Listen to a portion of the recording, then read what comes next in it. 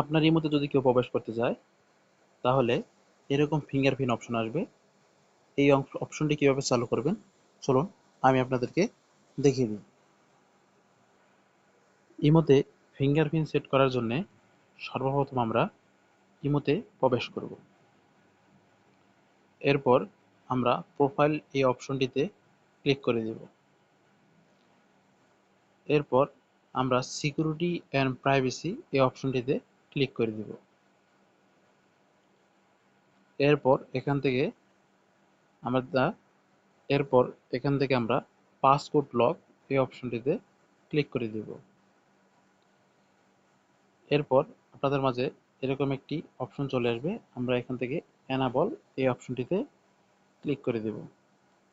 এরপর এখানে আপনারা একটি 4 সংখ্যার পাসওয়ার্ড দিবেন। এটি আপনারা মনে রাখবেন, যখন আপনারা ফিঙ্গারপ্রিন্টটি বাতিল করতে চাবেন বা ডিসেবল করে দিবেন তখন এটির প্রয়োজন হবে। আমি এখান থেকে 4 সংখ্যার পাসওয়ার্ড দিলাম। আমি সেম পাসওয়ার্ডটি আবার দিয়ে দিলাম। এরপর ডান এই অপশনটিতে ক্লিক করলাম। এরপর দেখেন আমার এখানে ফিঙ্গারপ্রিন্ট চালু করা আছে।